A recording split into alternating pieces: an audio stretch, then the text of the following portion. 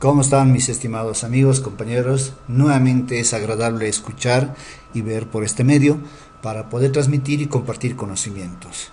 Nuevamente quien les habla es el doctor Marcelino Martín Mendoza Coronel, docente de la Cátedra de Anatomía Humana y Neuroanatomía de la Facultad de Medicina de la UNSA.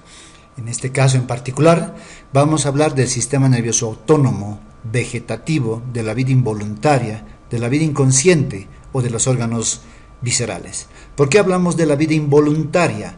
Porque mientras nosotros estamos trabajando o haciendo cualquier actividad, el corazón late a un ritmo y nosotros no podemos controlar si podemos bajar o aumentar nuestra frecuencia cardíaca. Mientras nosotros trabajamos involuntariamente, nuestro intestino sigue funcionando y esto es gracias al sistema nervioso autónomo. ¿Y por qué se llama de la vida inconsciente? Mientras nosotros estamos durmiendo, este sistema nervioso autónomo sigue manejando y gobernando a todos nuestros órganos. Y esto es importante. Luego, ¿por qué se llama de los órganos viscerales? De los órganos viscerales se llama porque van a manejar y inervar su funcionamiento a todos los órganos huecos o que contienen músculo liso. ¿De acuerdo? Hablar de sistema nervioso autónomo es hablar de un tema muy complejo que tiene muchas uniones sinápticas o complejos polisinápticos que lo vamos a tratar de simplificar y hacer entender paso a paso para que podamos entender que todos los órganos tienen una inervación simpática y parasimpática. Y vamos a entender este sistema nervioso autónomo desde un punto de vista neuroanatómico periférico y neuroanatómico central. O sea, ¿por qué digo neuroanatómico periférico? Porque vamos a poder ver qué nervios están relacionados con el sistema simpático y qué nervios están relacionados con el sistema nervioso parasimpático. Y desde un punto de vista central, vamos a ver cómo el sistema nervioso autónomo se interconecta con estructuras que se encuentran dentro del sistema nervioso central, en este caso con el cerebro emocional o con el sistema límbico, tomando en cuenta siempre que este sistema nervioso autónomo tiene una cabeza, tiene un ente que los maneja y los gobierna, que es el hipotálamo, que es el centro vegetativo superior. Este hipotálamo, por su parte, va a controlar la parte simpática y parasimpática de todo este componente neuronal.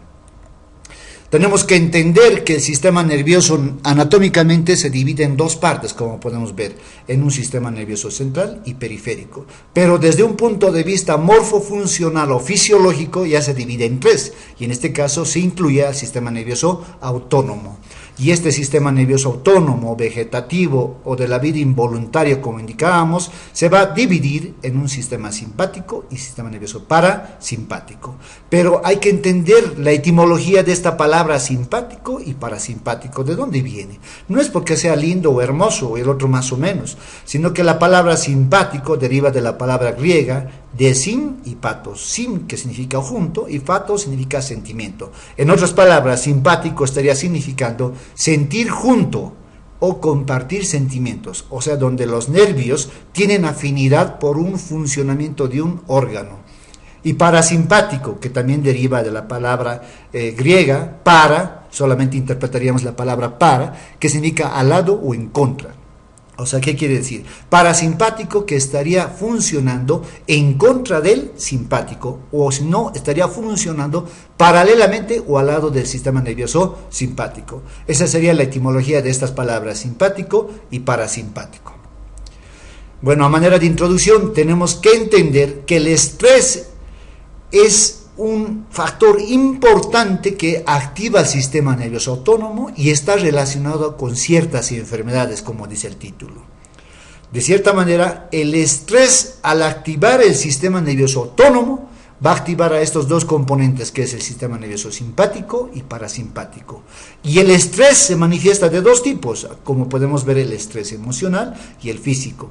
El emocional, miedo, vergüenza, la rabia o la ira. Y el estrés físico, cuando nosotros estamos preparados para hacer alguna actividad física, o emergencia, cuando queremos correr o ir frente a una situación, o la excitación. Estos dos tipos de estrés grande van a activar al sistema nervioso simpático y a la vez también al sistema nervioso parasimpático. Pero con una diferencia, que el sistema nervioso simpático tiene una activación, una relación de 3:1. O sea, el simpático va a trabajar 3 veces mayor que el sistema nervioso parasimpático durante una situación de estrés.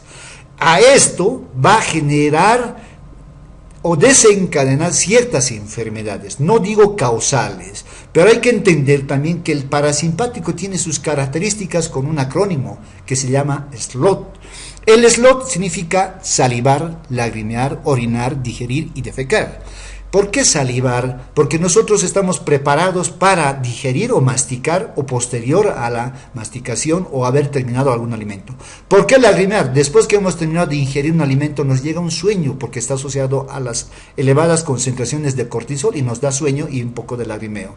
Orinar nos indica que estamos filtrando muy bien la orina y el flujo sanguíneo. Digerir y defecar. Todo esto va a estar característico. Todas estas manifestaciones son características indicativas de que el sistema parasimpático está trabajando en ese momento, sobre todo en ese momento de reparación y digestión de lo que está preparado el cuerpo, o sea, del reposo. Ahora, el simpático, cuando se activa en estas situaciones de estrés, va a generar, como decíamos, una relación de 3:1. El simpático va a actuar 3 veces más en relación al parasimpático. O sea, el simpático a nivel del tubo intestinal va a provocar disminución del peristaltismo intestinal. En cambio, el parasimpático, cuando le llega etapas de descanso y el simpático no está actuando, viene con movimientos de hiperperistaltismo. A eso se suman los hábitos alimenticios de la persona. Esos malos hábitos alimenticios de consumir gran cantidad de carbohidratos, escasa cantidad de fibra o vegetales, va a disponer a que el intestino, con estos estados de hipoperistaltismo, tenga parálisis del intestino y genere flatos, gases intestinales. Va a haber periodos de estreñimiento y periodos de diarrea. Y esto ocurre normalmente en personas que están viviendo en situaciones de estrés o continuo estrés y a una patología. En este caso va a desencadenar esta patología que se la conoce como síndrome del intestino irritable. Cuando una persona está sometida a esta enfermedad que es el síndrome del intestino irritable, tiene ya como una predisposición, como un paso al cáncer del intestino grueso. Entonces, a tomar en cuenta que el sistema nervioso simpático y parasimpático, que actúan alternadamente pero con una mayor predominancia del simpático, llega a desencadenar el síndrome del intestino irritable. También tenemos otras alteraciones. Miren bien, el estado de la actividad del simpático va a provocar una disminución de la acidez estomacal con una alternancia de la hiperacidez estomacal. Estas alternancias va a provocar una irritación de la mucosa estomacal, que se la conoce como gastritis, y que con el tiempo esto puede llegar a progresar a úlcera gástrica. La activación continua de este sistema nervioso simpático va a hacer que la grasa corporal que se encuentra en las vísceras, en las paredes abdominales, en las caderas, en los muslos, se degraden, o sea, entra en un estado de lipólisis, y lo que va a provocar es que aumente la concentración de triglicéridos en la sangre y ácidos grasos. A eso se lo conoce como hiperlipidemia. Lo que también va a provocar la excitación simpática es una glucogenólisis, una degradación del glucógeno hepático, y va a aumentar la glucemia en la sangre. A eso se la llama hiperglucemia. Esta contracción, o en este caso, esta estimulación continua del sistema nervioso a nivel de los vasos sanguíneos va a provocar una vasoconstricción sostenida, lo cual va a provocar una elevación de la presión arterial. Todos estos factores son predisponentes al síndrome metabólico, y a eso se suma la obesidad. Miren bien, no solamente se van a presentar estas enfermedades que estamos mencionando, también van a venir la psoriasis y la alopecia. Entonces, en otras palabras, el estrés activa el sistema nervioso autónomo, tanto simpático como parasimpático, y lo que va a provocar es una alternancia, una descarga neuronal excesiva, tanto simpático como parasimpático, y predisponer o desencadenar ya las enfermedades mencionadas, obviamente con los factores predisponentes principales que ya tiene esta persona. ¿De acuerdo? Entonces, a tomar en cuenta esta introducción del sistema nervioso autónomo. Tenemos que hablar del concepto. El sistema nervioso autónomo no es nada más que un complejo neuronal polisináptico de muchas uniones neuronales, pero que para su funcionamiento está agrupado en base a dos tipos de neuronas, las neuronas preganglionares y las posganglionares. Las preganglionares se localizan en forma de núcleos, o sea, están acumuladas en forma de núcleos en el sistema nervioso central, tanto en el tallo cerebral como en las astas laterales de la sustancia gris de la médula espinal. Y las neuronas posganglionares están acumuladas en forma de ganglios. Estos ganglios pueden estar en la cadena simpática cérvico-tóraco-abdominopélvico o en los ganglios que están localizados cerca de las vísceras o en el interior de las paredes de las vísceras. Eso hay que entender. Ahora, ¿cuál es la función del sistema nervioso autónomo? La función es de regular el funcionamiento de las vísceras y todos los órganos glandulares. ¿Cómo tenemos que entender la localización y la división del sistema nervioso autónomo en base a sus neuronas preganglionares y posganglionares? Ya sabemos que las neuronas preganglionares se van a localizar en el sistema nervioso central, bien en el tallo cerebral o bien en las astas laterales de la médula espinal. Como ustedes pueden ver, tenemos ahí las localizaciones de las neuronas preganglionares y sus terminaciones nerviosas llegan a los ganglios que se encuentran adyacentes a las vísceras o en las paredes intestinales. Si es de la parte parasimpática, libera acetilcolina. Y si es de la parte simpática, también libera acetilcolina. Y como ustedes pueden ver, la neurona posganglionar de la parte parasimpática termina elaborando acetilcolina. En cambio, la neurona posganglionar de la parte simpática ya no termina elaborando acetilcolina, sino noradrenalina. Y esa es la diferencia que tenemos que entender, qué neurotransmisores liberan las neuronas preganglionares y las posganglionares, que ya sabemos que se localizan tanto en el sistema nervioso central y en los ganglios paravertebrales que representan estos, o los ganglios prevertebrales que están cerca de las vísceras o en las paredes intestinales. ¿Cómo y dónde se localiza el sistema nervioso simpático? Como les decía, al hablar del sistema nervioso simpático tenemos que entender que se van a localizar, en esta imagen podemos reconocer a la médula espinal, ¿no?, en un corte, y podemos ver que esto representa a las astas laterales de la médula espinal, desde el segmento torácico 1 hasta el segmento lumbar 2.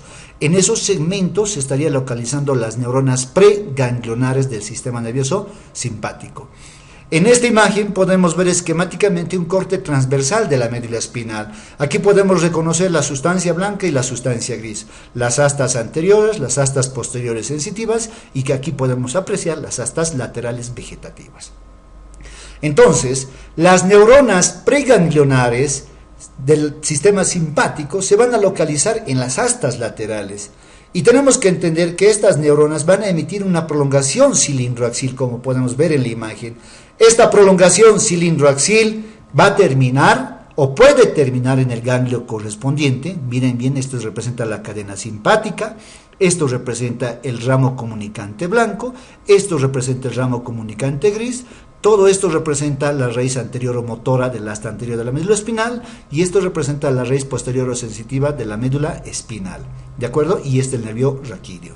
Y como podemos apreciar, la raíz anterior motora del sistema nervioso simpático, su prolongación cilindroaxil va a salir con las fibras motoras somáticas del cuerpo, pero a la altura del ramo comunicante blanco ingresa a un ganglio de la cadena simpática. Bien puede detenerse esta raíz nerviosa en este ganglio, o puede emitir una prolongación cilindroaxil, como ustedes pueden ver en la imagen, cómo aparece, y emitir ramos ascendentes y ramos descendentes. Ascendentes que pueden llegar a un ganglio hacia arriba, o descendentes que pueden ir a un ganglio inferior.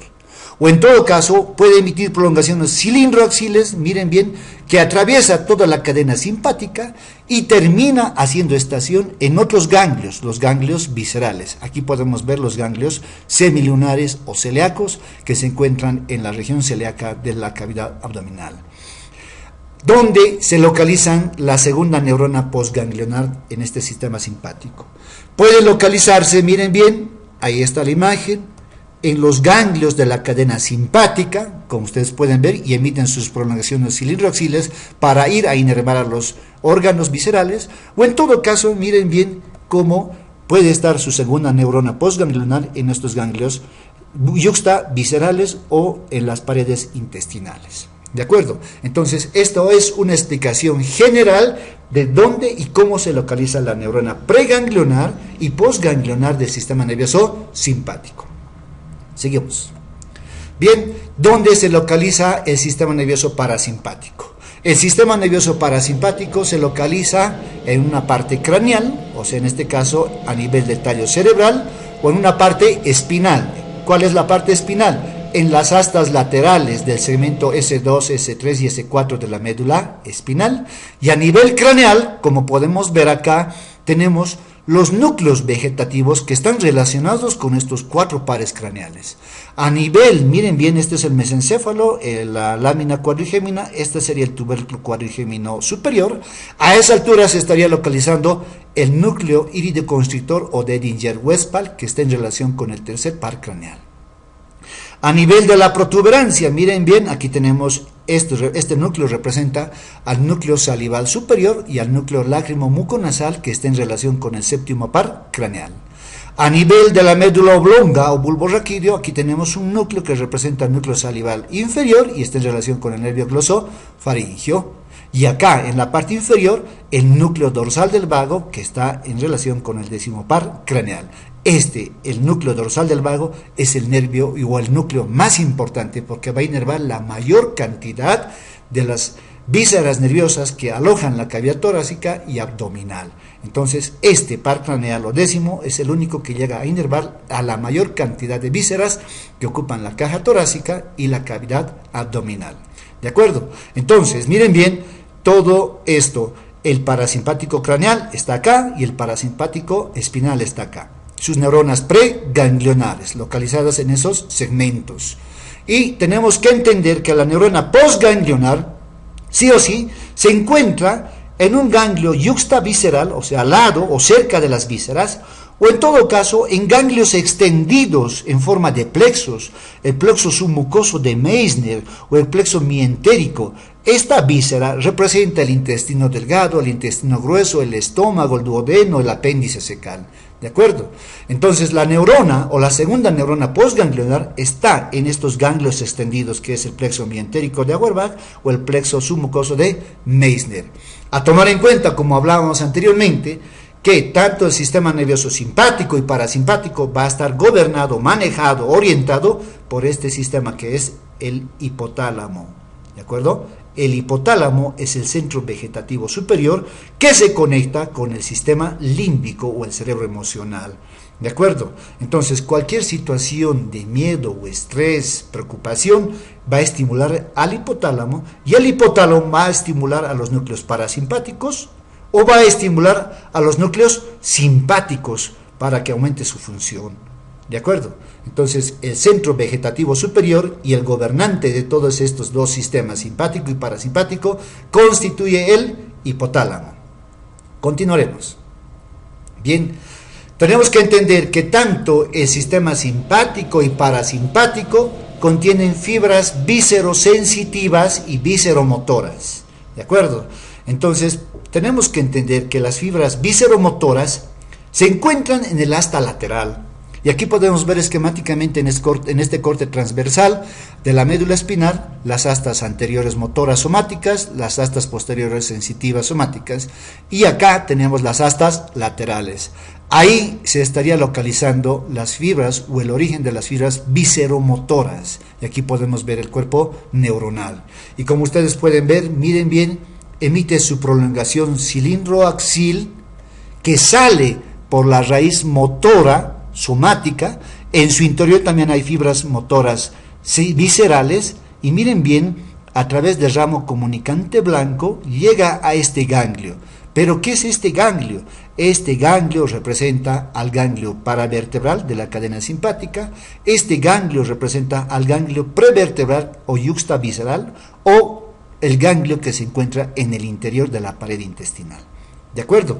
Entonces miren bien, su prolongación cilindroaxil visceromotora llega a este ganglio, a esta estación, y se comunica con las neuronas postganglionares que van a ir a inervar, como ustedes pueden ver, miren bien, ¿sí?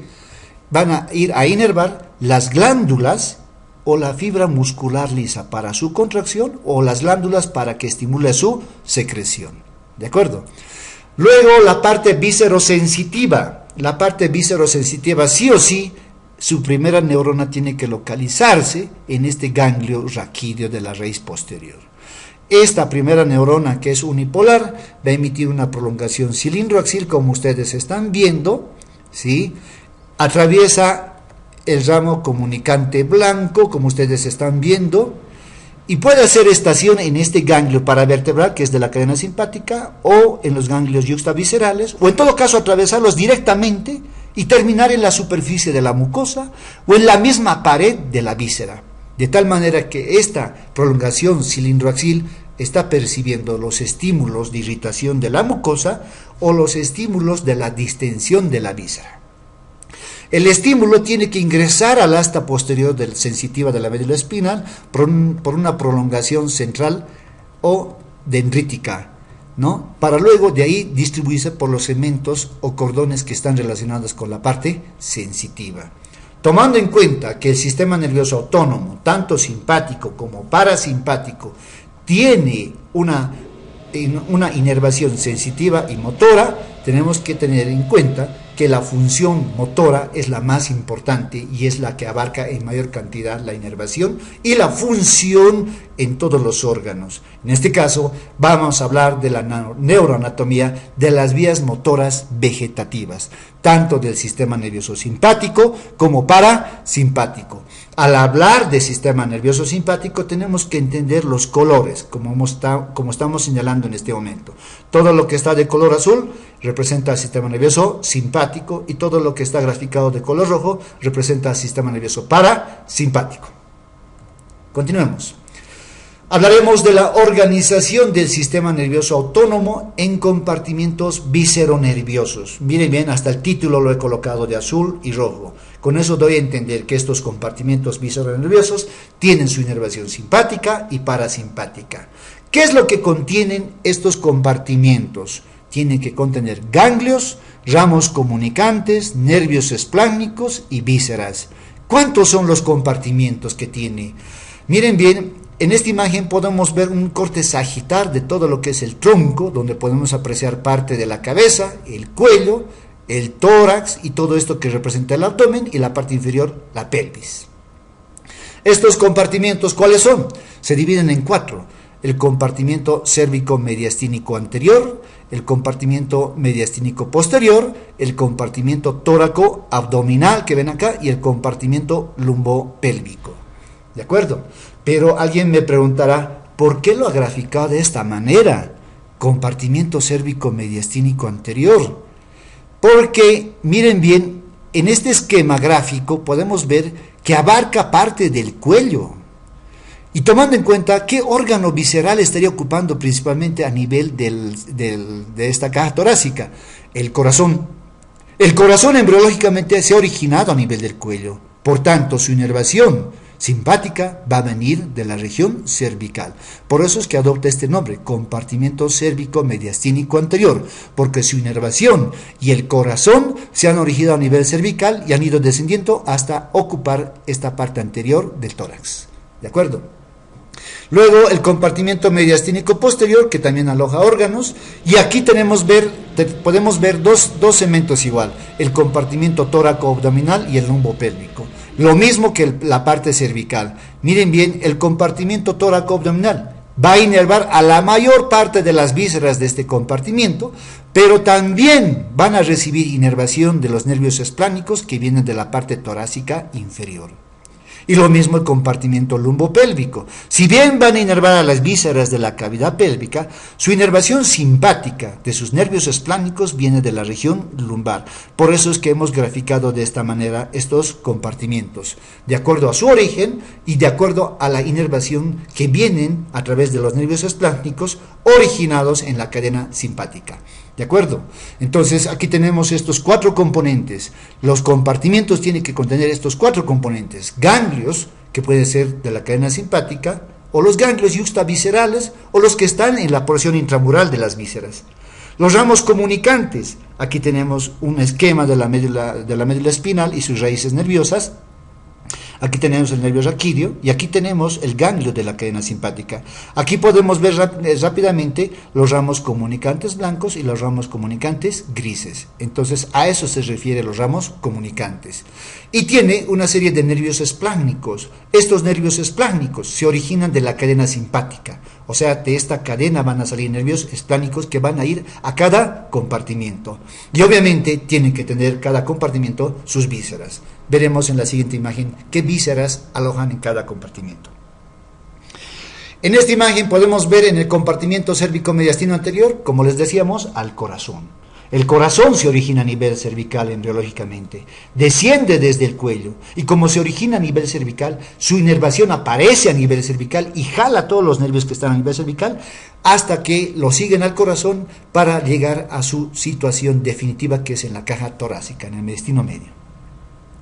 El compartimiento mediastínico posterior, ¿qué vísceras contienen? En esta imagen podemos ver la tráquea y los bronquios pulmonares derecho e izquierdo. Tenemos el esófago torácico, tenemos la aorta torácica con su callado, tenemos el pericardio. Miren bien, aquí estamos hablando del corazón y sus vasos sanguíneos en el compartimento mediastínico anterior. En cambio, en el mediastínico posterior, el pericardio netamente. Su inervación va a ir más al pericardio. Luego a los pulmones por los plexos pulmonares anterior y posterior. ¿Qué vísceras contiene el compartimiento tóraco-abdominal? Aquí tenemos una víscera maciza, el hígado con sus vías biliares. Aquí tenemos el estómago con el píloro, el cardias y el esófago abdominal. Tenemos al bazo, al riñón con su glándula suprarrenal. Y aquí podemos ver 2 gónadas, miren bien, el testículo y el ovario. Pero alguien podrá decir, ¿por qué estas vísceras están inervadas en el compartimiento tóraco-abdominal? La respuesta es sencilla. Sabemos que el testículo está en las bolsas escrotales y los ovarios en la cavidad pélvica. Pero embriológicamente, ¿dónde han aparecido estas 2 gónadas? Han aparecido a nivel lumbar. Y como han aparecido a nivel lumbar, su inervación también aparece a ese nivel y jala su inervación hasta llegar a su situación definitiva, en la cavidad pélvica o en el escroto que corresponde a los testículos. Un ejemplo claro, cuando una persona o un varón recibe un golpe intenso en los testículos, el dolor no solamente se va a localizar en las bolsas escrotales, el dolor va a irradiar lumbar, porque es ahí donde se ha originado. ¿Qué otras vísceras más se encuentran en el compartimiento tóraco-abdominal? El páncreas, el duodeno, el yeyuno ilion, el marco colónico derecho. ¿Y por qué digo así marco colónico derecho y no todo el intestino grueso? El marco colónico derecho comprende el ciego, el apéndice, el colon ascendente, el ángulo hepático derecho y más de la mitad del colónico derecho. Y esto es el marco colónico izquierdo. ¿Y por qué adopta el nombre de un cuadro? ¿De acuerdo? Bien. Pélvico. ¿Qué vísceras? Lo que faltaba acá. Izquierdo.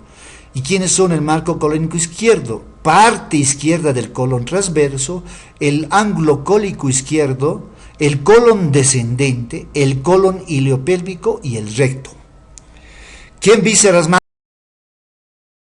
El conducto deferente, las vesículas seminales, las ampollas, la próstata, el útero, sus trompas uterinas y la vagina. Aquí tenemos los cuerpos cavernosos y esponjosos, en este caso en el varón.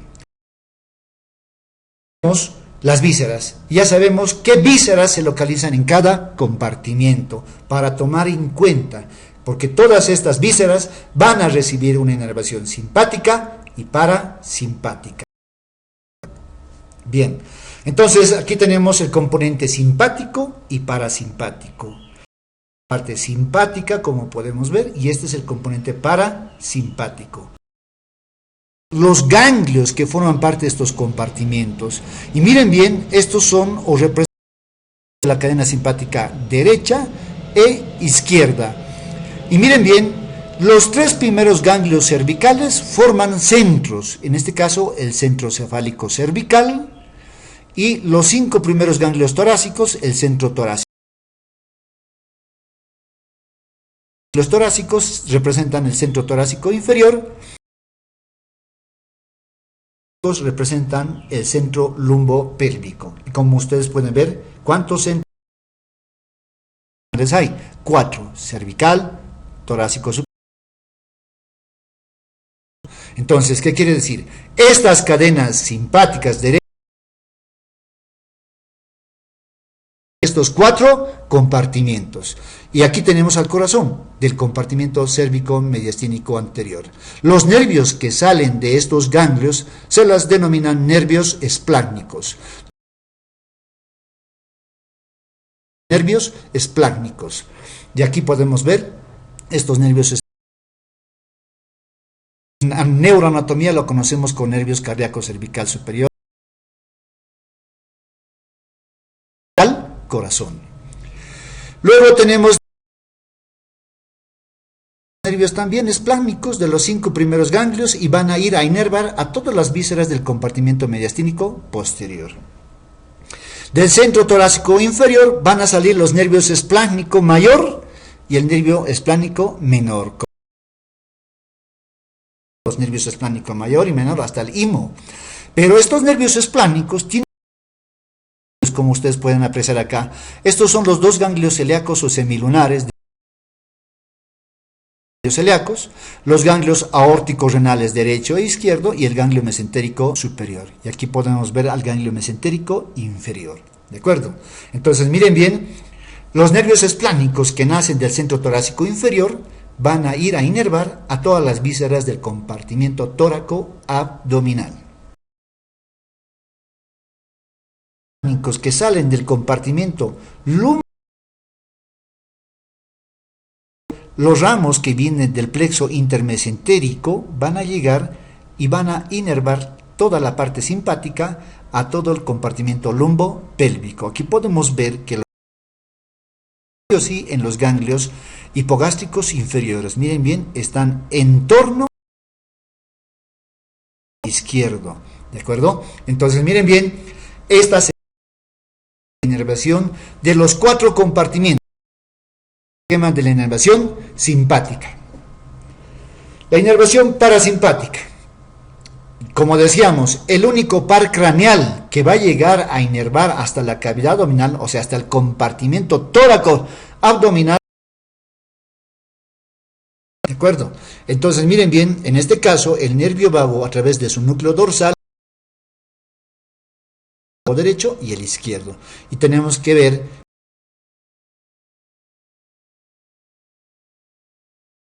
compartimento cérvico-mediastínico anterior, nervio cardíaco cervical superior, inferior y nervio cardíaco torácico, del lado derecho y del lado izquierdo.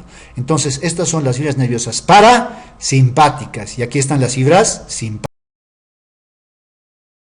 El nervio vago llega a la cavidad torácica en el mediastino posterior y va a dar sus ramos torácicos que van a ir a inervar a todas las vísceras del compartimento mediastino posterior. Y aquí podemos ver claramente cómo el nervio vago derecho termina en los cuernos o astas mediales de ambos ganglios semilunares. Existe una inervación simétrica. O sea, ¿por qué digo simétrica? Sabemos bien que el nervio vago derecho termina en los cuernos mediales de estos ganglios semilunares, más aún este es el que termina en la cara anterior y curvatura menor del estómago. A nivel del esófago, ambos nervios esofágicos, forman plexo alrededor del esófago torácico, y es ahí que emite las parasimpáticas el nervio vago izquierdo. Entonces ahí encontraríamos la simetría para la inervación de estos 2 ganglios semilunares, que en su interior se van a encontrar fibras parasimpáticas del vago derecho y del vago izquierdo. Y de estos ganglios del plexo solar o celíaco, fibras nerviosas que inervan al compartimiento tóraco abdominal. Por eso estamos diciendo que el nervio vago derecho e izquierdo, su inervación lo van a dar solamente a tres compartimientos: al mediastínico anterior, al mediastínico posterior y al tóraco abdominal. ¿Qué pasa con el compartimiento lumbopélvico? Y esta inervación parasimpática proviene de S2, S3 y S4. Entonces, estas nerviosas que se originan de estos ganglios nerviosos o de estos segmentos que van a originar en los ganglios hipogástricos inferiores. Bien, pasaremos ya a la inervación del compartimiento cérvico-mediastínico anterior. Ya habíamos indicado que cada compartimiento tiene la víscera, tiene nervios o ganglios, que son los ganglios simpáticos, o ganglios que son yuxtaviscerales, los comunicantes y los nervios esplánicos. Entonces tenemos que entender que esta víscera tiene que tener una inervación simpática y parasimpática. Y aquí, neuroanatómicamente, a simple vista, lo que podemos ver, está la cadena simpática cervical y parte de la torácica, lo mismo, este es el lado derecho, simpática cervical y torácica del lado izquierdo, y este es el nervio vago derecho, como podemos ver, y el nervio vago izquierdo. Ambos, simpático y parasimpático, tienen que inervar al corazón. Y aquí podemos ver que emiten varias fibras nerviosas delgadas, otras más gruesas.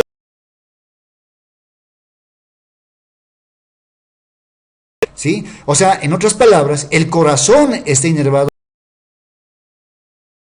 por un plexo cardíaco anterior o arterial o superficial y un plexo cardíaco posterior venoso o profundo.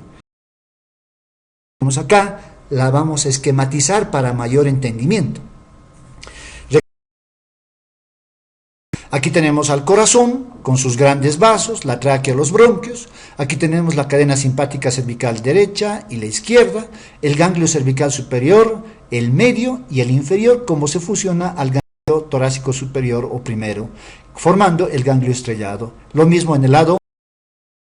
Esto representa los nervios vagos, derecho e izquierdo, con su ganglio superior, ¿sí? Y tenemos que ver cómo está conformado la inervación del plexo cardíaco. En este caso, miren bien, hay que emitir fibras nerviosas simpáticas. Esto representa al nervio cardíaco cervical superior, al nervio cardíaco cervical medio y al inferior del lado derecho de la cadena simpática. Y luego tenemos los nervios cardíacos cervicales medio e inferior del lado simpáticos derechos. Y estos dos simpáticos a la parte posterior explícitamente de la aurícula derecha, final de His, donde se encuentra el nodo sinusal y cómo corresponde o dónde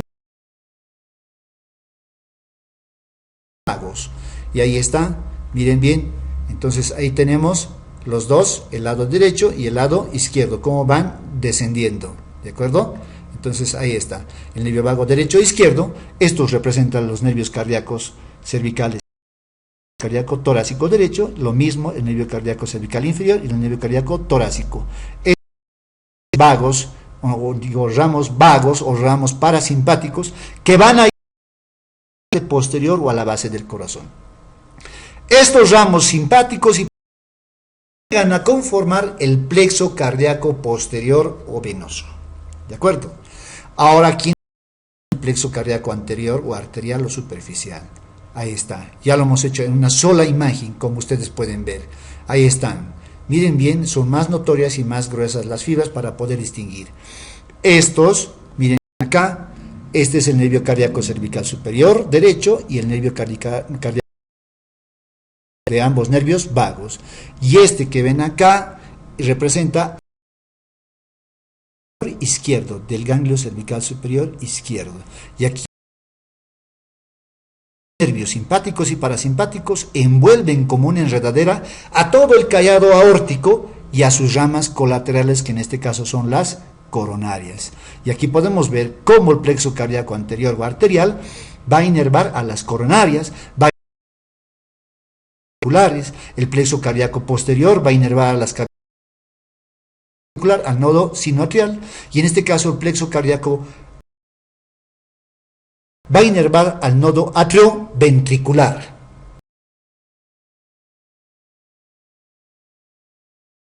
El nodo sinusal es eminentemente simpático y el nodo atrioventricular o de Ashokta Vara es eminentemente parasimpático. ¿De acuerdo? Bien, hay que tomar en cuenta también que de ambos ganglios cervicales superiores, derecho e izquierdo, van a nacer ramos carotídeos. Pero aquí lo hemos hecho esquemáticamente del lado. Miren bien, tiene que salir de ambos lados, para la carótida derecha, como pueden ver. Entonces los ramos carotídeos, miren bien, van a inervar interna, carótida externa, al glomo senocarotídeo, y miren bien, a través de la carótida interna, esquemáticamente podemos indicar que cuando llega a la base del cráneo, un ramo simpático llega y atraviesa este ganglio pequeño que está acá. Miren bien. Y atraviesa, este ramo nervioso atraviesa y va directamente al para provocar midriasis. De este ganglio cervical superior, que están relacionados con la sensibilidad y la parte motora de estos músculos de la laringe y la faringe. ¿De acuerdo? Seguiremos. Bien, hablaremos de las neuronas pre- y postganglionares del compartimiento cérvico-mediastínico anterior. Reconoceremos obviamente primero las partes. Aquí podemos ver un esquema de la médula espinal. Todo este segmento correspondería al tallo cerebral, mesencéfalo, protuberancia y raquídeo. Aquí podemos ver los 5 segmentos de la médula espinal, o sea, las astas laterales con sus neuronas preganglionares motoras, como habíamos dicho. ¿De acuerdo? Entonces, de estas astas laterales tienen que salir sus prolongaciones cilindroaxiles, como ustedes pueden ver, miren bien, y estas prolongaciones cilindroaxiles van a dirigirse a los ganglios, a los 5 primeros ganglios torácicos, pero no van a hacer estación ahí.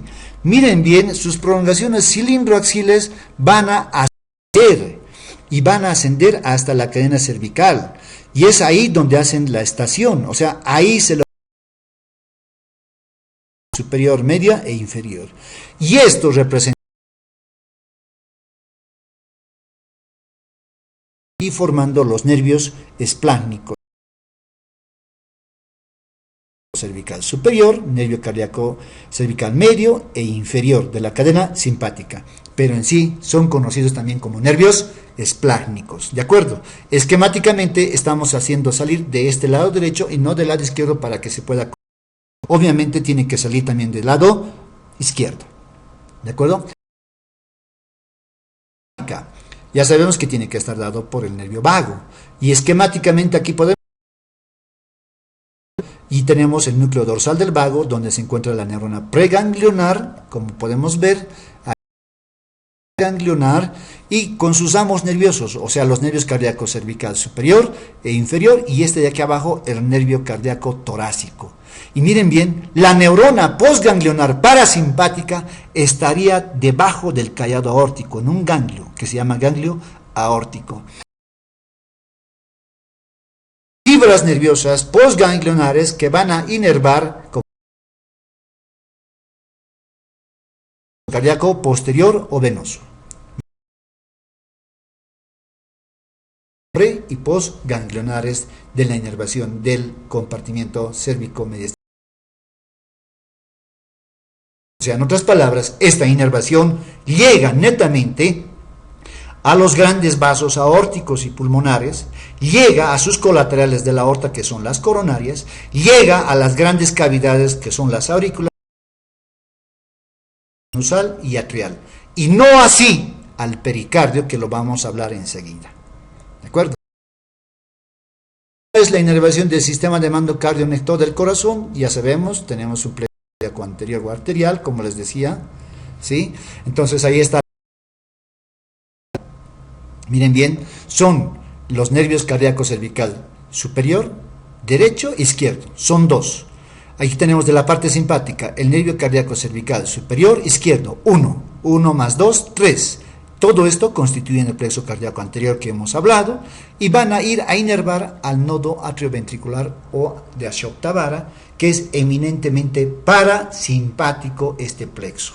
¿De acuerdo? Este plexo, que es eminentemente parasimpático, al manejar y gobernar funcionalmente el nodo atrioventricular, estaría regulando el funcionamiento o el disparo de las excitaciones nerviosas o excitaciones del nodo sinusal. De cierta manera estaría regulando el funcionamiento del nodo sinusal a través del nodo atrioventricular. ¿Cómo está conformado el plexo cardíaco posterior venoso? Como habíamos dicho, igual tiene su inervación simpática y parasimpática. La inervación parasimpática va a estar dada por los nervios vagos, como hemos dicho, los nervios cardíacos cervicales medio e inferior, derecho e izquierdo. 2 más 2, 4 parasimpáticos. De la parte simpática, miren bien, del lado derecho, el nervio cardíaco cervical superior, medio e inferior, del lado derecho. 3. Nervio cardíaco cervical medio e inferior, del lado izquierdo. 2. 2 más 3, 5. Aquí tenemos 4. Todos estos ramos nerviosos simpáticos y parasimpáticos constituyen el plexo cardíaco posterior, eminentemente simpático. Y habíamos dicho que este plexo cardíaco posterior venoso va a la base del corazón o a las aurículas, particularmente a la aurícula derecha, a la altura del nodo, a la altura del surco terminal de His, donde se encuentra el nodo sinusal.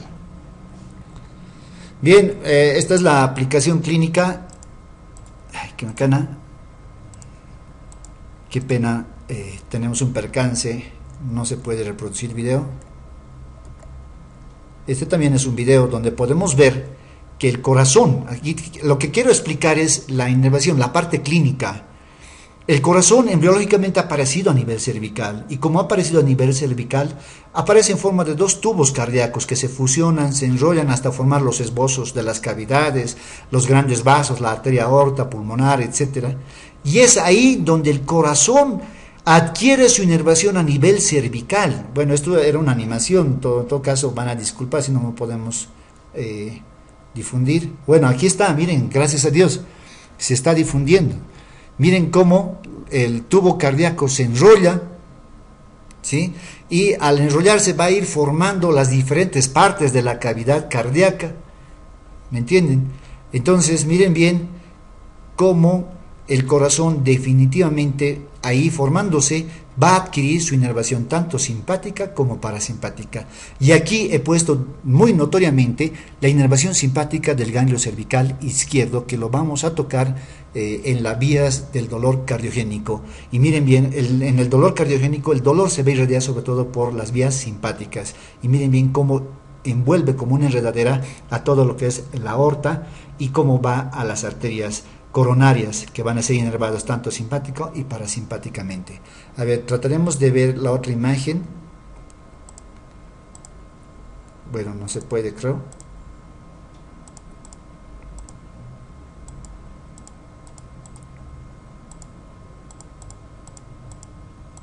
Sí, no sale. Bien.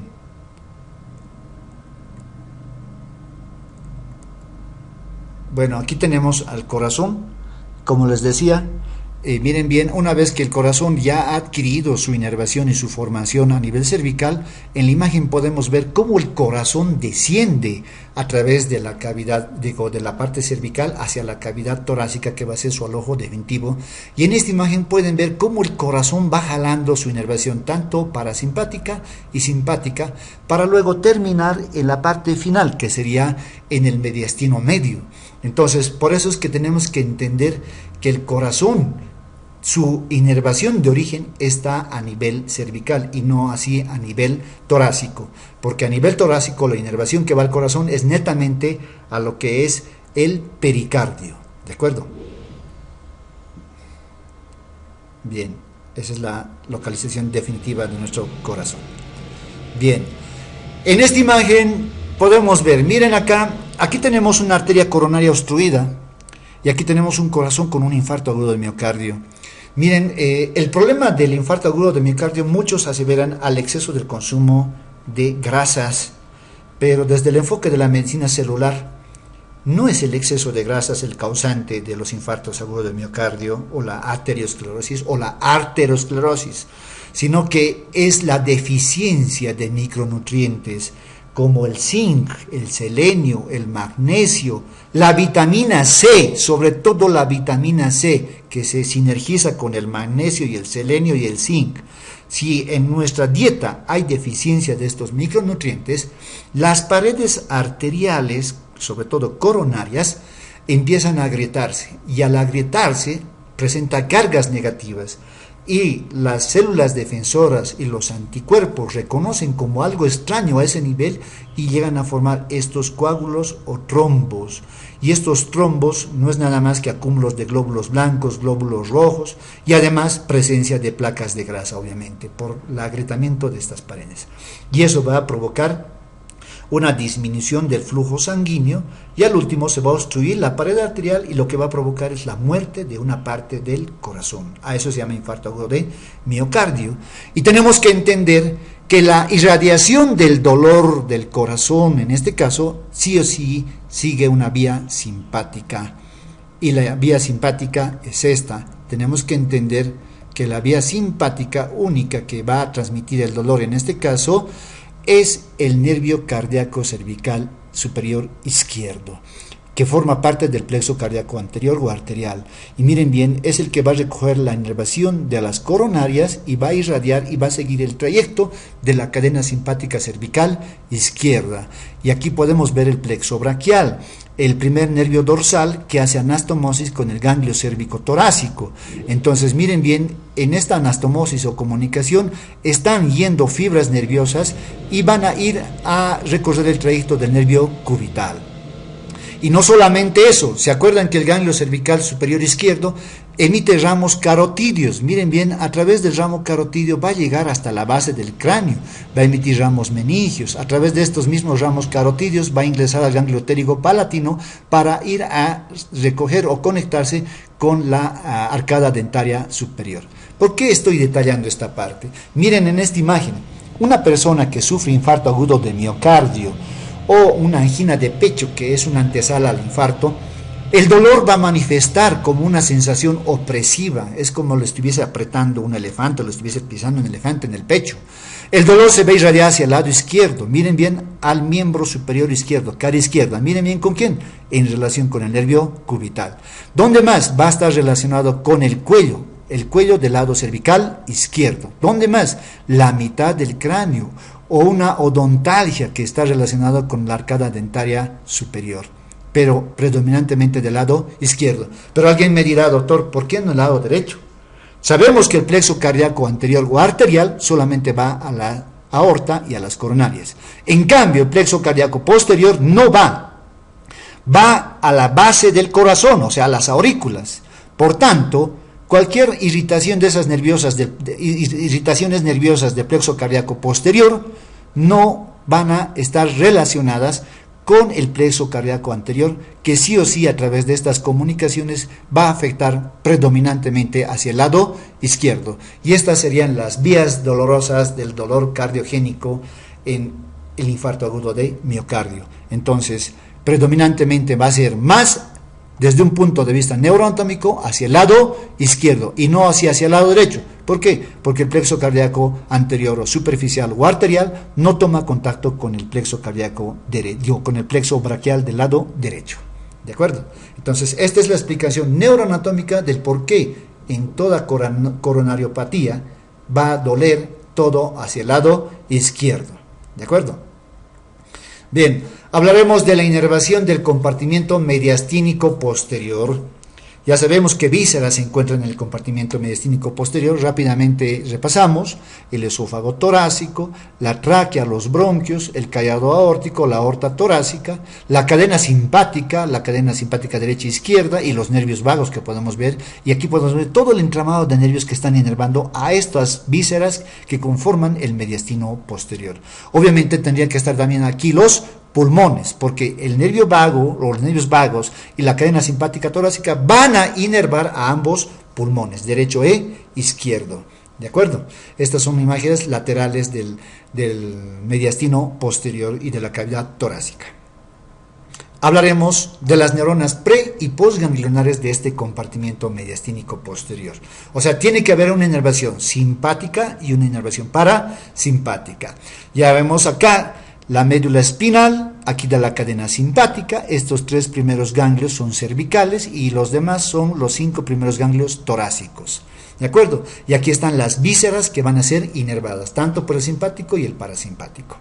Bien, las neuronas preganglionares que van a inervar estas vísceras se encuentran en las astas laterales de T1 a T5, como ustedes pueden ver, y sus prolongaciones cilindroaxiles van a ser estación, miren, justamente ya en estos mismos ganglios, 1, 2, 3, 4 y 5. Y de estos mismos ganglios van a salir fibras nerviosas formando plexos en uno solo, miren bien, por eso los hemos unido de las raíces nerviosas en este esquema. Estos plexos van a ser plexos pulmonares, plexos traqueales, bronquiales, plexos esofágicos, aórticos y plexos cardíacos que van a ir a inervar al pericardio, como podemos ver en esta imagen. Ya no netamente al corazón y a sus vasos, sino al pericardio. Esta es la inervación simpática. ¿Cómo va la inervación parasimpática? Esquemáticamente ya sabemos que el nervio vago está en la cavidad torácica y tiene que dar su neurona preganglionar que se encuentra en el núcleo dorsal del vago, como podemos ver en la imagen, y tiene que hacer estación en los ganglios que se localizan cerca de estas vísceras. Estos ganglios están en torno a los plexos traqueobronquiales, pulmonares, cardíacos, esofágicos y aórticos. O sea, en esos plexos hay ganglios diseminados y en esos ganglios se estaría localizando la neurona postganglionar parasimpática para inervar a estas vísceras que hemos mencionado. ¿De acuerdo? Bien, seguiremos. Lo importante, lo que hay que tomar en cuenta es que si inerva a la tráquea, a los bronquios, el sistema nervioso simpático, si se activa, lo que va a provocar es broncodilatación, disminución de la secreción de las mucosas y aumento de la frecuencia respiratoria si se activa el simpático. ¿De acuerdo? ¿Qué es lo que va a provocar en el esófago? Disminución del peristaltismo esofágico. ¿Qué es lo que va a provocar a nivel pulmonar? A nivel pulmonar va a provocar aumento de la ventilación, que está ligado mucho a los músculos inspiradores. ¿De acuerdo? Y en el corazón, ya sabemos, en el corazón la parte simpática aumenta la frecuencia cardíaca, aumenta la presión arterial, y lo contrario hace el sistema nervioso parasimpático, o sea, provoca bradicardia y hipotensión arterial. ¿De acuerdo? Bien. Vayámonos a la inervación del compartimiento tóraco-abdominal. En este caso, ya sabemos que vísceras se encuentran en el compartimiento tóraco-abdominal y la inervación de estas vísceras van a estar en función a las colaterales de la aorta abdominal. O sea, van a estar en función a sus ramas colaterales. Miren bien.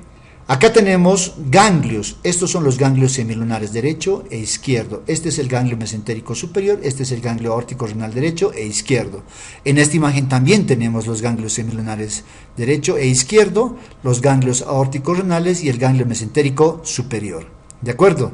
Entonces, de estos ganglios nerviosos van a salir raíces nerviosas o plexos nerviosos o raíces eferentes, así se llaman, para inervar a todas las vísceras, miren, al intestino delgado, al colon, al riñón, a la glándula suprarrenal, al estómago, al hígado. ¿De acuerdo? Pero esto es lo que nosotros vemos en el cadáver, un complejo neuronal. Esto es una enredadera, esto es un chenco, no podemos entender, pero lo que tenemos que hacer es esquematizarlo, cómo es la inervación de estas vísceras que se alojan en el compartimento tóraco-abdominal. Bien, como les decíamos, la inervación de las vísceras van a estar en función a las ramas colaterales de la aorta abdominal. Y esta es la aorta abdominal. Miren bien, tenemos las arterias frénicas. En relación a estas arterias frénicas van a salir nervios que van a inervar al diafragma. Aquí tenemos el tronco celíaco. En función a este tronco celíaco, miren bien, van a ir ramos a la gástrica izquierda, la esplénica, la hepática. En función a estas colaterales del tronco celíaco van a salir plexos nerviosos a estos, al hígado, al bazo, a lo que es el estómago, ¿sí? El duodeno, páncreas y vaso. Y luego las arterias suprarrenales medias, como podemos ver, que van a ir a ambas glándulas. Igual, de ahí van a salir ramos nerviosos simpáticos a ambas glándulas suprarrenales. Luego la arteria mesentérica superior, miren bien, ya sabemos que la arteria mesentérica superior va a irrigar al yeyuno ilion, va a irrigar al marco colónico derecho. O sea, ciego, apéndice, colon ascendente, ángulo hepático derecho y colon transverso. Entonces, la arteria mesentérica superior irriga y a través de esas ramas también existen ramos nerviosos. Luego, miren bien, a través de las arterias renales también van a estar en su entorno ramos nerviosos que van a inervar al riñón. Y aquí tenemos las ramas gonadales que descienden hasta la cavidad pélvica y en su entorno de estas arterias van a estar ramos nerviosos. Y luego aquí tenemos la arteria mesentérica inferior que va a irrigar al marco colónico izquierdo, que lo vamos a hablar enseguida. Bien, hablaremos de la inervación esquemática del compartimiento tóraco-abdominal, o sea, esquemática, no de las neuronas preganglionar y postganglionar. Lo vamos a hacer enseguida. ¿Cómo está hecha la inervación del compartimento tóraco-abdominal? Está a cargo del plexo solar o celíaco. O sea, ¿cuál es el plexo solar o celíaco? Son los dos ganglios semilunares, como ustedes pueden ver, el ganglio mesentérico superior y los ganglios aórtico-renales. Miren bien, los ganglios semilunares adoptan ese nombre porque tienen la forma de una semiluna. Estos son los cuernos mediales, estos son los cuernos laterales, el borde superior cóncavo y el borde inferior convexo. Bien, ¿qué fibras nerviosas aferentes existen? Miren bien, por su parte simpática, las fibras aferentes vienen de los nervios esplánicos mayores, tanto derecho e izquierdo. ¿De acuerdo? Luego tenemos los nervios esplánicos menores que vienen de estos ganglios correspondientes y van a terminar en la parte convexa del ganglio semilunar, del ganglio mesentérico y aórtico renal, tanto derecho como lado izquierdo. ¿Qué otros ramos aferentes más existen? El nervio vago derecho. Ya sabemos que el nervio vago derecho termina en ambos cuernos mediales y van a formar, miren bien, esta asa, el asa memorable de Brisbane se llama, y el asa memorable de Leina y Lavenstein es en el lado izquierdo. Pero no solamente está implicado aquí el nervio vago derecho, sino también el nervio vago izquierdo. Ya sabemos que a nivel torácico, en el esófago, forma el plexo esofágico junto con los dos nervios vagos, y es ahí donde emiten sus ramos nerviosos o comunicantes. De cierta manera ya existiría la simetría de inervación, tanto derecho como izquierdo, y estaría terminando en ambos ganglios. De cierta manera, esta es la inervación o las ramas aferentes que van a llegar a estos ganglios. Y de estos ganglios salen raíces o ramos eferentes o plexos nerviosos que van a ir en función a las ramas colaterales de la aorta. En este caso, ¿qué plexos nerviosos se van a originar del ganglio semilunar? Miren bien, van a originarse el plexo frénico inferior para el diafragma, el plexo suprarrenal y el plexo celíaco. Miren bien, las fibras nerviosas tienen fibras rojas y azules. O sea, ¿qué quiere decir? Que tienen fibras simpáticas y parasimpáticas. Y aquí podemos denotar algo. El plexo suprarrenal solamente recibe inervación simpática, no así parasimpática. Y el plexo celíaco, que está en relación al tronco celíaco, tiene que dividirse en tres ramas: la arteria gástrica izquierda para el estómago, la arteria hepática para el hígado y el duodeno, y la arteria esplénica. Entonces, de este plexo celíaco van a salir otros plexos secundarios que van a ir a estos órganos que estamos mencionando y van a tener su inervación simpática y parasimpática. Luego, del ganglio mesentérico superior, ya sabemos que a través de su arteria va a ir a irrigar al yeyuno ilion, al marco colónico derecho, ¿sí? Y en este caso, miren bien, no va a irrigar o no va a inervar al marco colónico izquierdo.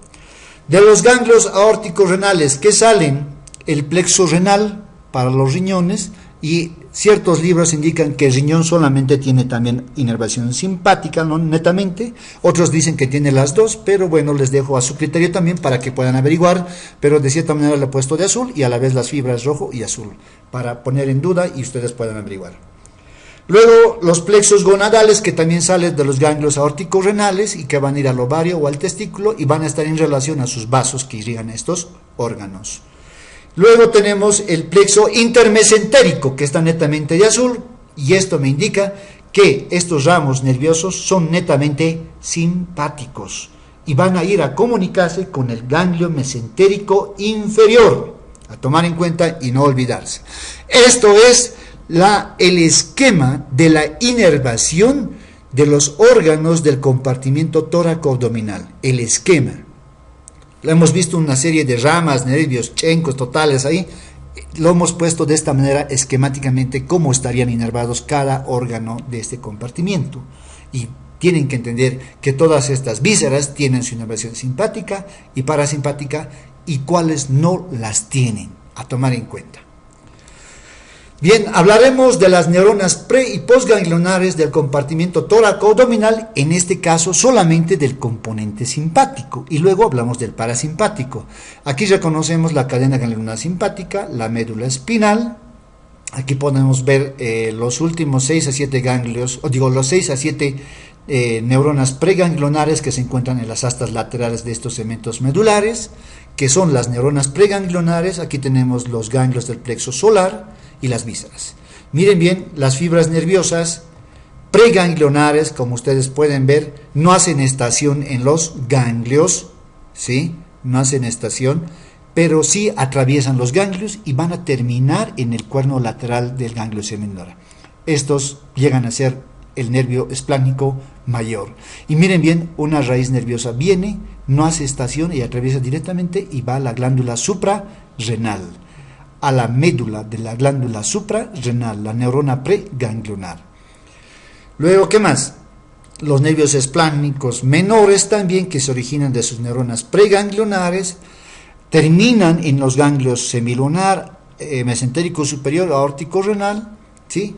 Y de acá, estas ya representan las neuronas postganglionares, como indicábamos, y de ahí van a salir las fibras nerviosas postganglionares que van a ir a inervar a todas estas vísceras que están mencionadas a través del tronco celíaco, hasta acá, por ejemplo, ¿sí? A través de la arteria mesentérica que va a irrigar el marco colónico derecho y al yeyuno ilion, ¿sí? Y aquí podemos ver esto, miren bien, acá.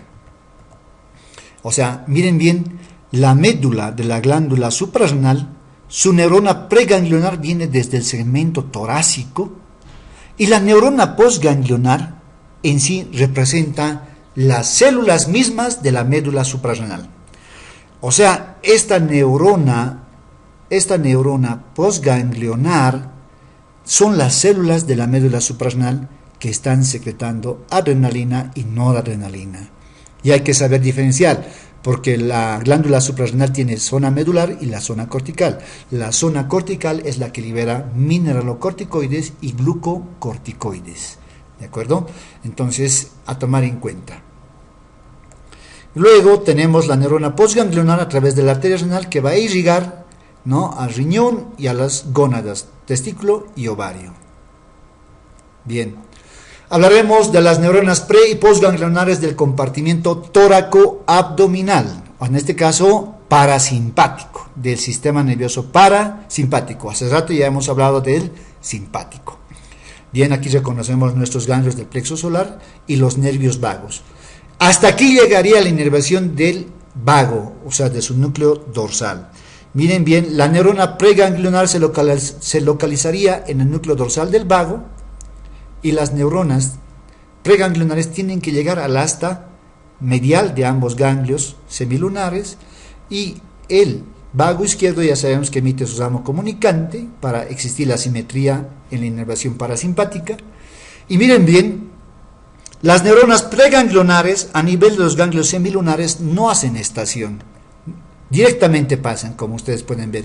Y miren bien, a través del tronco celíaco van a ir a estas vísceras, al hígado, al estómago, al duodeno, páncreas y vaso, ¿sí? A través de la arteria mesentérica superior va a ir al marco colónico derecho, al yeyuno ilion, y a través de la arteria renal va a ir a las gónadas, o sea, en este caso al ovario del testículo y al riñón. ¿De acuerdo? ¿Sí? Y las neuronas postganglionares se localizarían ahí, cerca a las vísceras o en el interior de las vísceras. Por ejemplo, a nivel del marco colónico derecho y el yeyuno ilion, se estarían localizando las neuronas postganglionares en los plexos mientérico y submucoso de Meissner. Lo mismo a nivel del yeyuno ilion. Y las neuronas postganglionares a nivel del hígado estarían en estos plexos nerviosos que están rodeando a las vías biliares. ¿De acuerdo? En el estómago, en su pared, también se encuentran estas neuronas postganglionares. ¿De acuerdo? Bien, seguiremos. Bien, hablaremos de la aplicación clínica, el dolor en la apendicitis. Esto es muy importante tomar en cuenta. La apendicitis, existe un aforismo. La apendicitis, como dicen muchos de los médicos antiguos, es una enfermedad fácil de curar, pero difícil de diagnosticar, ¿no? Y un médico que apellidaba Murphy da los nombres clásicos o los signos y síntomas clásicos y le adopta el nombre de la triada de Murphy, lo bautiza así. ¿Y cuál es la triada de Murphy? Dolor abdominal en epigastrio, alzas térmicas, que pueden ser cuantificadas o no cuantificadas, náuseas y vómitos. Raras veces puede medir diarreas, pero viene con hilo intestinal, o sea, parada del movimiento intestinal. ¿De acuerdo? Entonces, esto es la triada de Murphy. Y en etapas tempranas de la triada de Murphy, el dolor, sí o sí, o en este caso, el dolor de la apendicitis, el dolor de la apendicitis en etapas tempranas, sí o sí, se va a localizar en epigastrio. ¿De acuerdo? O sea, cuando la apendicitis está iniciando o está cerca a la etapa media, el dolor sí o sí se va a localizar en epigastrio. Y cuando el apéndice ya ha reventado o está a punto de reventar, recién duele en la fosa ilíaca derecha. O sea, queremos entender del por qué en la apendicitis el dolor se manifiesta en el epigastrio y por qué en esta misma apendicitis el dolor, cuando ya ha reventado o está a punto de reventar, recién se manifiesta en el lado que corresponde a la fosa ilíaca derecha, donde se encuentra el apéndice. Tenemos la explicación neuroanatómica en función a lo que hemos hablado. Bien, aquí podemos ver, miren bien, el ciego con el apéndice, y aquí podemos ver hacer un corte transversal del apéndice cecal. Esto es un vestigio del intestino grueso, y esta es la bolsa que corresponde al ciego, aquí está el ilion, y hacemos un corte transversal, y en este corte transversal, ¿qué podemos reconocer? Miren bien, el apéndice cecal contiene una envoltura llamada serosa peritoneo visceral, contiene por debajo una capa muscular donde se encuentra el plexo mientérico de Auerbach, una submucosa que contiene el plexo submucoso de Meissner, que están ahí y se localizan ahí las neuronas postganglionares, ¿sí? Y en la submucosa tiene nódulos linfáticos. Estos nódulos linfáticos son centros de defensa porque están ahí acumulados glóbulos blancos como los linfocitos T, B, células plasmáticas, algunos macrófagos. Y son centros de defensa local, o sea, del apéndice. ¿Cuándo empieza una apendicitis? Estamos hablando de la anatomía patológica. La apendicitis va a empezar, en este caso, cuando se obstruye el orificio del apéndice. Y lo que va a provocar es que las bacterias que están habituando ese lugar del apéndice empiezan a producir un proceso infeccioso inflamatorio agudo. Ese proceso inflamatorio agudo va a provocar, ¿sí?, inflamación de la mucosa, submucosa y la muscular. Y es en esta etapa temprana que el dolor de la apendicitis, ¿sí?, se va a irradiar a través de estos dos plexos nerviosos y va a llegar a lo que les decíamos, a irradiar y llegar el dolor al epigastrio. ¿De acuerdo? ¿Sí? Entonces, eso es lo que hay que tomar en cuenta para entender, porque aquí está la explicación. ¿Por qué llega a esto que es el plexo solar? Entonces, lo que tenemos que entender que en este caso, en etapas tempranas de la apendicitis, que abarca el epigastrio, el dolor se manifiesta cuando la apendicitis está en un proceso inicial y no sobrepasa la serosa. ¿Me dejo entender? No sobrepasa la serosa. ¿Por qué? Porque solamente irrita las terminaciones nerviosas de estos dos plexos, mientérico y submucoso de Meissner.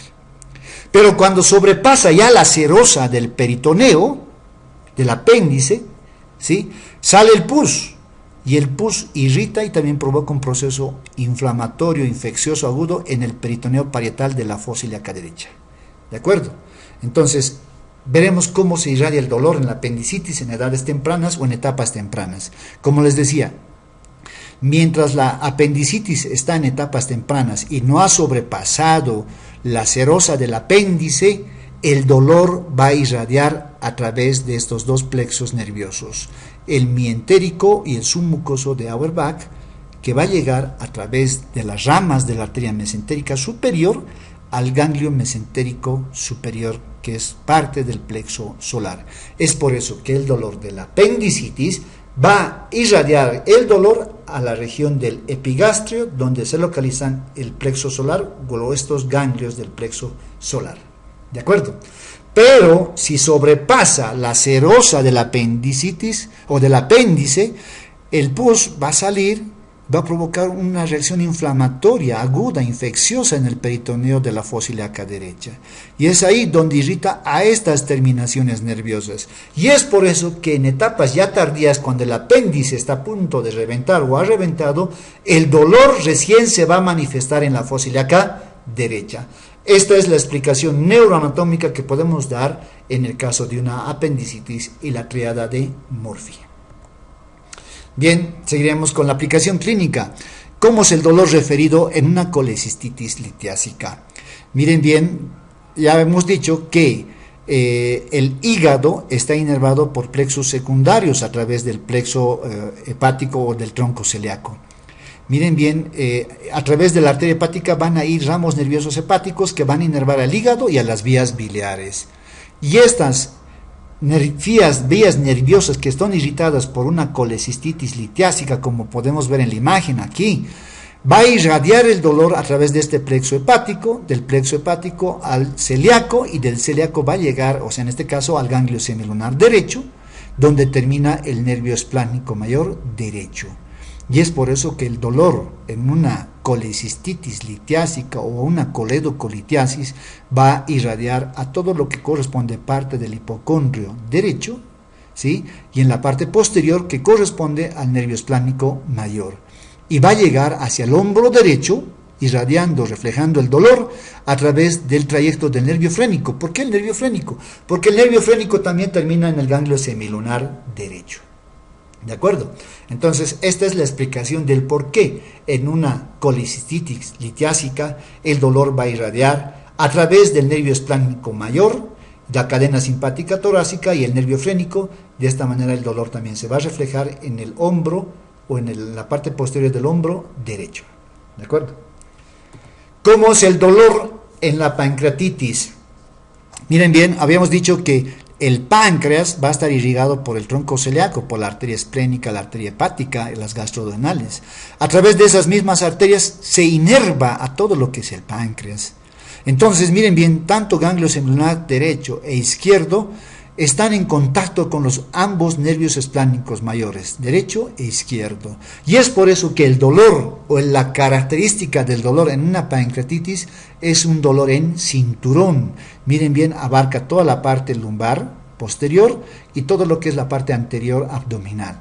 Y esa es la característica del dolor en una pancreatitis. Estaría abarcando a los nervios esplánicos mayores derecho e izquierdo, porque a través de estos dos ganglios semilunares recibe o da la inervación al páncreas siguiendo las arterias esplénicas y la hepática y sus gastroduodenales.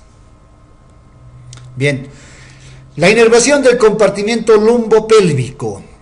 El compartimiento lumbopélvico va a estar inervado por dos plexos, el plexo hipogástrico superior y el inferior. Y en esta imagen podemos ver, miren bien, el marco colónico izquierdo, y aquí podemos ver una serie de ramas arteriales juntamente con sus ramos nerviosos. Raramente lo podemos ver esquemáticamente así fácil, bien bonito en un cadáver en vivo, o digo en forma directa, ¿sí? Y también podemos ver, miren bien, este complejo neuronal. O sea, en el compartimento lumbopélvico van a estar el marco colónico izquierdo, como habíamos mencionado, van a estar las vísceras que ocupan la cavidad pélvica, como la vejiga, el recto. Aquí podemos ver en otra vista lateral, miren bien, la vejiga, la próstata, las vesículas seminales, el recto, la ampolla rectal. En la mujer podemos ver el útero, como se puede ver acá, miren bien las trompas uterinas, ¿sí? Entonces, miren bien, todo este complejo neuronal tenemos que esquematizarlo para poder entender. Entonces, les decía, todas las vísceras del compartimiento lumbopélvico van a estar inervados por el plexo hipogástrico superior y por el plexo hipogástrico inferior. ¿Cómo es el esquema de la inervación del plexo hipogástrico superior? En este caso, el plexo hipogástrico superior va a inervar al marco colónico izquierdo, como ustedes pueden ver. Si bien este marco colónico izquierda ocupa el compartimiento tóraco-abdominal, no está inervado por esas fibras nerviosas del compartimiento tóraco-abdominal. Está inervada por las fibras nerviosas del compartimiento lumbopélvico, o sea, exactamente por el plexo hipogástrico superior. ¿Y quién lo conforma o quiénes conforman el plexo hipogástrico superior? Tiene que tener fibras aferentes, como están acá, y fibras eferentes, y tiene que tener su ganglio. ¿De acuerdo? Entonces, obviamente tiene que tener inervación simpática y parasimpática. La inervación, en este caso de los ramos aferentes, vienen primero del plexo intermesentérico, que es netamente simpático, que proviene del ganglio mesentérico superior y de los ganglios aórticos renales. Esquemáticamente podemos decir que también en su interior hay fibras nerviosas de los nervios espláncnicos, que vienen de la cadena simpática torácica. Luego tenemos los nervios espláncnico-lumbares, como ustedes pueden ver, nacen de los ganglios L1 a L4, y estos nervios espláncnicos lumbares que nacen de estos ganglios son del lado derecho y del lado izquierdo, van a terminar en el ganglio mesentérico inferior, y de ahí van a salir fibras nerviosas eferentes simpáticas, ¿sí?, que van a ir a inervar a todo el marco colon izquierdo, como ustedes pueden ver, sí o sí, siempre en relación, como ustedes pueden ver, es la arteria mesentérica inferior en relación a su arteria, porque la arteria mesentérica inferior es la que irriga al marco colónico izquierdo a través de las cólicas izquierda, superior e inferior y los sigmoideas. ¿De acuerdo? Bien, ¿qué fibras eferentes da también este ganglio mesentérico inferior? Va a dar origen a dos ramos laterales. Miren bien, este ramo lateral derecho y este ramo lateral izquierdo, que provienen de los nervios espláncnicos lumbares al unirse al ganglio al ganglio mesentérico inferior. Y el ganglio mesentérico inferior emite un ramo medial que se anastomosa con estas dos raíces laterales del nervio espláncnico mayor, del nervio espláncnico lumbar derecho y del nervio espláncnico lumbar izquierdo. ¿Para qué? Para conformar el nervio presacro. Todo esto constituye el nervio presacro, que luego rápidamente se divide en dos ramas, nervio hipogástrico derecho y nervio hipogástrico izquierdo. Estas dos estructuras que ustedes ven acá representan a los ganglios hipogástricos inferiores que se encuentran en la cavidad pélvica, en torno al recto, ¿sí? En torno al recto. Listo. ¿Cómo está conformada la inervación parasimpática? Miren bien. Ahí está la inervación parasimpática. La inervación parasimpática proviene de las astas laterales del segmento sacro S2 a S4, que son los nervios espláncnico-pélvicos, como ustedes pueden ver. Miren bien, atraviesan los ganglios hipogástricos inferiores y a través de sus paredes van a inervar todo el marco colónico izquierdo. Entonces, esto es el esquema de la inervación que forma el plexo hipogástrico superior. ¿De acuerdo? Veremos las neuronas preganglionares y postganglionares del plexo hipogástrico superior. Bien, aquí podemos reconocer la cadena simpática, ¿sí? Aquí tenemos los 4 ganglios lumbares, aquí tenemos la médula lumbar y sacra, y aquí tenemos el marco colónico izquierdo.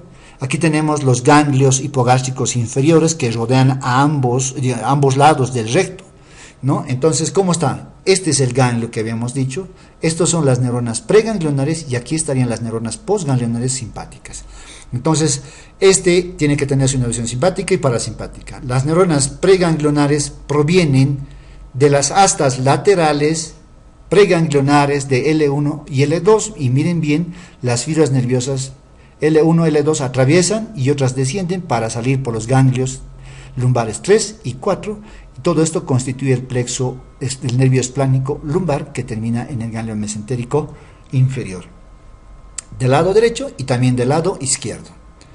Luego, también el plexo intermesentérico contribuye a formar parte de estas fibras nerviosas preganglionares, que provienen de ¿dónde? Miren bien, el plexo intermesentérico viene del ganglio mesentérico superior aórtico renal y de los nervios espláncnicos. O sea, miren bien, estas fibras son adicionales que contribuyen a la inervación simpática para el marco colónico izquierdo, pero la que da propiamente es de las astas laterales de L1 y L2, las cuales van a constituir los nervios espláncnicos lumbares derecho e izquierdo, ¿sí? Y luego, obviamente, la neurona postganglionar, ya sabemos, siguiendo el trayecto de la arteria mesentérica inferior, va a irrigar e inervar al marco colónico izquierdo y al recto. Obviamente también tiene que salir sus ramas eferentes, el nervio presacro que estábamos mencionando, que está ahí, y este nervio presacro, que son y nacen de las fibras postganglionares y van a ir a los ganglios hipogástricos inferiores que estarían acá. ¿Cómo es la inervación parasimpática preganglionar? Se encuentran en las astas laterales del segmento S2, S3 y S4, ¿sí?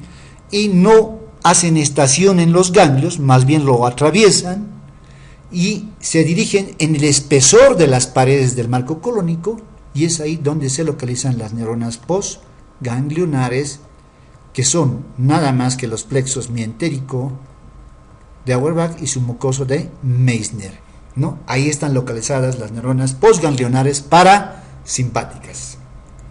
Seguimos. Bien, ¿cómo es la inervación del compartimiento lumbopélvico? O sea, en este caso de la cavidad pélvica netamente. En este caso, las vísceras que están ocupando la cavidad pélvica van a estar inervadas por el plexo hipogástrico inferior. ¿De acuerdo? Entonces, obviamente tienen que tener ganglios y tienen que tener ramos aferentes y ramos eferentes. Aquí tenemos los ganglios hipogástricos inferiores que están en torno al recto, están por encima del diafragma muscular perineal, por debajo del peritoneo pélvico y por fuera del recto y medial a los vasos pelvis-rectales. ¿De acuerdo? ¿Cuáles son las fibras aferentes? Tenemos el nervio o los nervios hipogástricos, en este caso, que vienen del nervio presacro. Este es el nervio presacro y estos son los nervios hipogástricos. Estos serían los primeros nervios aferentes que terminan en estos ganglios. Luego tenemos los nervios espláncnicos sacros que nacen del ganglio sacro 2 y 3, que son los nervios espláncnicos sacros y terminan en el ganglio hipogástrico tanto derecho e izquierdo. Y luego la parte parasimpática que proviene del segmento lateral de la médula espinal S2, S3 y S4 y también atraviesan y terminan en estos ganglios, ¿no? ¿Sí? Y de estos ganglios hipogástricos tienen que salir ramos eferentes que van a conformar plexos nerviosos secundarios que van a ir a inervar a estas vísceras que están mencionadas acá. En este caso, miren bien, primero va a ir el plexo rectal medio, acá, miren bien, ¿listo? Entonces tiene su inervación simpática y parasimpática. Luego tenemos esto, el plexo vesical, deferencial, de las vesículas seminales y de la próstata. Luego tenemos los plexos nerviosos que van a ir a los cuerpos cavernosos del pene, al útero, al músculo liso y a la vagina y sus glándulas. O sea, ¿qué quiere decir? Miren, esto es importante tocar el tema. La estimulación parasimpática, ¿sí? Miren bien, todos estos órganos tienen inervación simpática y parasimpática. Pero si se activa el sistema nervioso parasimpático a nivel del pene, en los cuerpos cavernosos, lo que va a provocar el parasimpático es dilatación de estos vasos sanguíneos, por tanto acúmulo de sangre, y va a provocar erección, ¿sí? O sea, está preparando para el acto sexual, y a nivel del útero y la vagina prepara para el coito. Si se activa el sistema nervioso simpático, estamos ya hablando del orgasmo, tanto femenino como masculino. Si es orgasmo, eyaculación en el varón. ¿De acuerdo? Ahora, si se estimula la parte parasimpática a nivel de la vejiga, contrae el músculo detrusor de la vejiga y relaja su esfínter. O sea, está predisponiendo a la micción o a la orina. ¿De acuerdo? Eso es lo que ocurre cuando existe un envenenamiento por órganos fosforados. ¿De acuerdo? Bien. Hablaremos de las neuronas pre- y postganglionares de este compartimiento lumbopélvico, en este caso del plexo hipogástrico inferior. Seguimos. Bien, miren bien, hablaremos de la parte simpática y parasimpática que tenemos que hablarlo, correspondiente.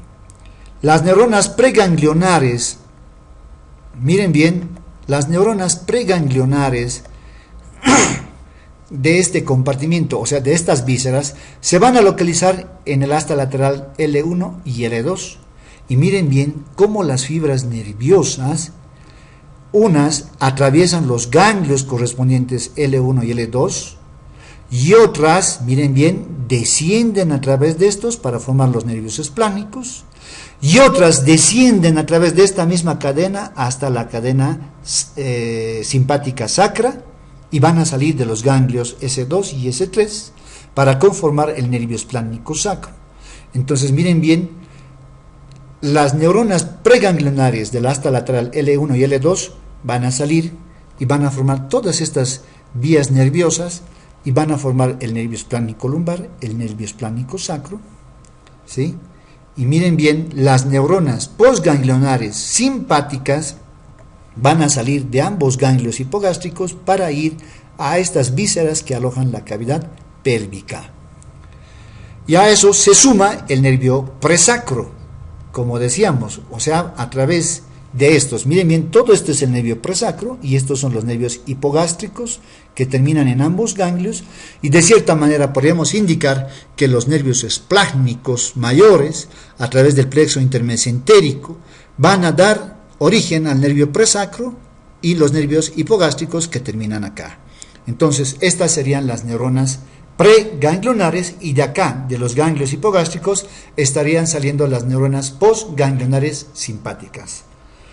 ¿Cómo es la inervación parasimpática preganglionar? Ya sabemos que está en el segmento S2, S3 y S4, y miren bien, estas neuronas preganglionares atraviesan los ganglios, mas no hacen estación, y atraviesan los ganglios y siguen por estas fibras nerviosas y van a estos órganos. En las paredes de estos órganos existen plexos nerviosos, ganglios diseminados, y ahí se localizarían las neuronas postganglionares, como habíamos mencionado, y van a cumplir su función simpática y parasimpática. Y a recordar claramente que el sistema nervioso simpático a nivel del tubo intestinal, tanto delgado como grueso, inhibe el peristaltismo, disminuye el peristaltismo intestinal. En cambio, el parasimpático aumenta el peristaltismo intestinal y también las secreciones glandulares. ¿De acuerdo? Bien, este es el resumen de la función del sistema nervioso simpático y parasimpático. Lo dejo para que ustedes lo vean, lo analicen y vean el análisis que tienen que hacer con todo lo que hemos hablado en el tema consiguiente. Entonces, por este medio les agradezco su atención.